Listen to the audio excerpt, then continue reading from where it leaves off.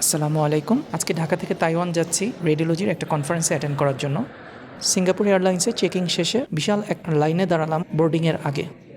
রাত 11:35 সিঙ্গাপুর এয়ারলাইন্সের এই ফ্লাইটে আগে থেকেই মুসলিম মিল চুজ করে রেখেছিলাম। রমজানের এই রাতে এই খাবার দিয়ে আমার সেহেরি কমপ্লিট করতে হচ্ছে।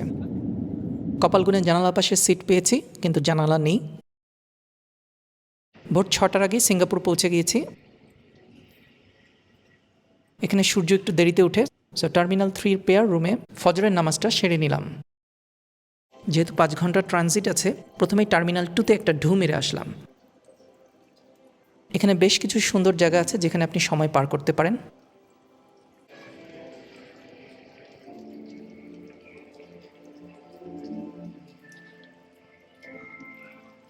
আবার টার্মিনাল 3তে ব্যাক করলাম। এখানে আপনি ক্রিস্টাল গার্ডেন দেখতে পাচ্ছেন। আমার ফেরার সময় 22 ঘন্টার ট্রানজিট ছিল সিঙ্গাপুরে, তাই পুরো সিঙ্গাপুর এয়ারপোর্ট নিয়ে একটি সুন্দর ভিডিও বানানোর চেষ্টা করব। এখানে কেন যেন ছোটোবেলায় দেখা এই টাইগার বামকে খুব জনপ্রিয় মনে হলো। বেশ সুন্দর করে সাজিয়ে রাখা। আর নিনটেন্ডো সুইচের স্টেশনগুলো থেকে চোখ ফেরানো একদমই কঠিন কাজ। সকালের এই সময়টিতে পুরো এয়ারপোর্ট ঘুরে দেখা ছাড়া আপাতত কোনো কাজ নেই।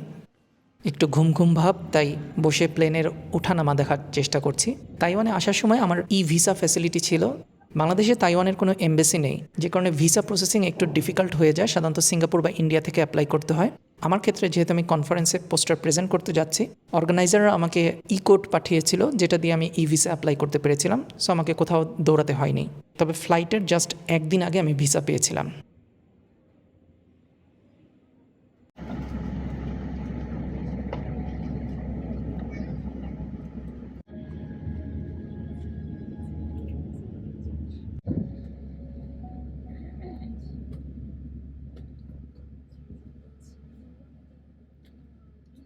যাই হোক, এবার আমি আস্তে আস্তে রওনা দিচ্ছি আমার গেটের দিকে।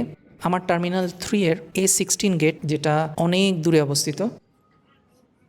এখানে হেঁটে যাওয়ার ক্ষেত্রে কিছু সুব্যবস্থা আছে।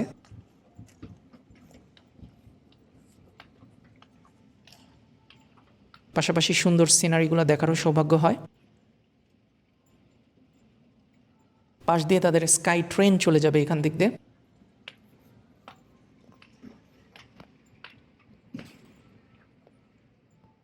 জানালা দিয়ে সিঙ্গাপুর এয়ারপোর্টের আশপাশের কিছু ভিউ দেখা যাবে।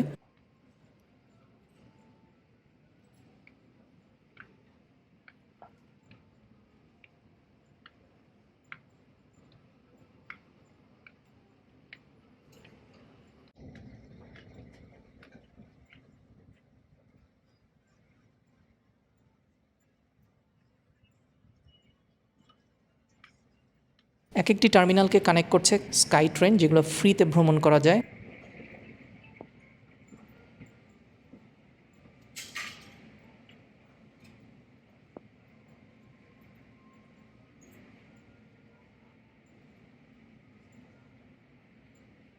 আমি যখন একদিন এয়ারপোর্টে কাটিয়েছি, তখন এই মাথা থেকে ও মাথা স্কাই ট্রেনে ঘুরে বেরিয়েছি, কারণ এটা ফ্রি অফ চার্জ। আমার বোর্ডিংয়ের একটু দেরি আছে বলে A16 থেকে 20 গেটের পাশে এখানে বেশ রিল্যাক্স করার মতো জায়গা আছে। সোফা আছে, পাশাপাশি কিছু টেবিল আছে যেখানে বসে ল্যাপটপ ইউজ করা যাবে এবং চার্জ দেওয়া যাবে ডিভাইসগুলোকে। সো আমি সিকিউরিটি চেক শেষে বোর্ডিংয়ের এরিয়াতে প্রবেশ করে ফেলেছি। তাইওয়ানে যাওয়ার এই ফ্লাইটে আমার জানা মতে কোনো বাঙালি নেই, দু একজন ইন্ডিয়ান আছেন। যাত্রা শুরু করলাম চাঙ্গি এয়ারপোর্ট থেকে তাইওয়ানের উদ্দেশ্যে। এবার জানালার পাশের সিট থেকে সুন্দর ভিউ দেখার সৌভাগ্য হয়েছে। কপাল ভালো যে এবার জানালাটা আছে। রোজা থাকে পুরো ফ্লাইটে আমি কোনো খাবার দাবার গ্রহণ করিনি। কেবিন ক্রুরা বেশ কনফিউজড হচ্ছিল ব্যাপারটা নিয়ে, কারণ তারা ফাস্টিংয়ের সাথে খুব বেশি অভ্যস্ত না।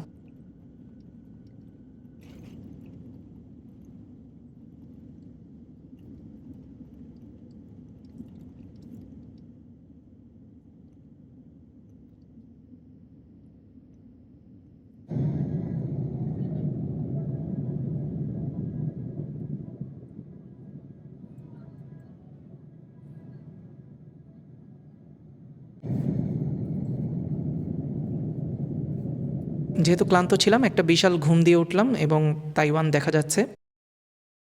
তাইওয়ানে প্রবেশের সময় খুব সাবধান, কোনো প্রকার মিট বা এগ রিলেটেড খাবার যেন না নিয়ে আসা হয়, একদম বিশাল মাত্রায় জরিমানা করে দেবে।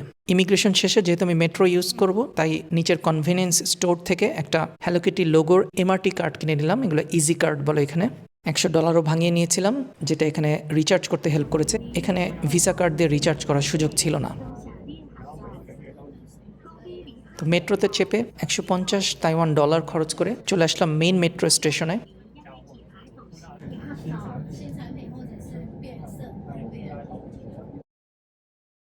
এবং সেখান থেকে আরেকটি ট্রেন ধরে চলে আসলাম সিটি হল স্টেশনে। সিটি হল স্টেশনের পাশেই এখানে আমার হোটেল।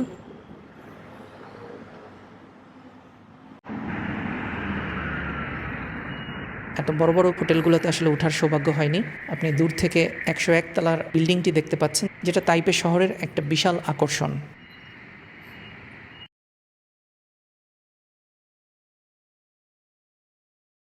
এটা আমার হোটেল, জাস্ট ইন নাম।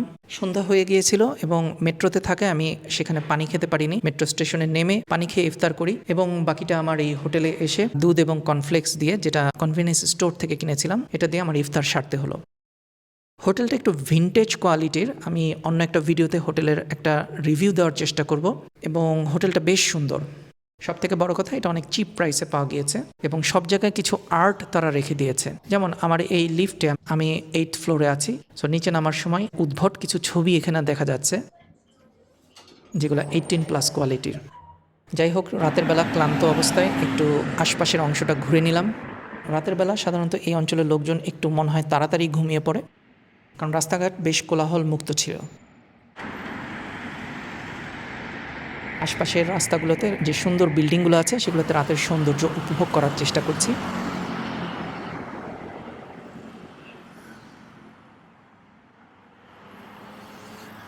তাইওয়ানের হোটেলে 5 রাত থাকতে গিয়ে আমার খরচ পড়েছে প্রায় বাংলাদেশি টাকায় 35,000 টাকার মতো, এবং এখানে আনলিমিটেড কফি ফ্রি ছিল।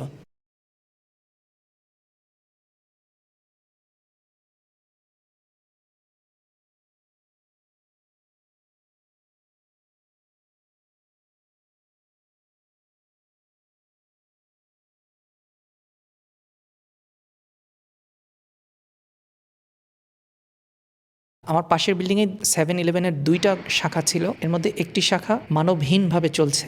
সো আমি 7-Eleven থেকে সেহরির জন্য কিছু খাবার কিনে নিলাম এবং দুর্ভাগ্যক্রমে ওই দিন রাত্রেবেলা আমি সেহরিতে উঠতে পারিনি। ভিডিওটি দেখার জন্য ধন্যবাদ। আশা করি পরের ভিডিওতে তাইওয়ান এবং তাইওয়ানের আমাদের প্রোগ্রাম নিয়ে আলোচনা করার চেষ্টা করব। সবাইকে ধন্যবাদ।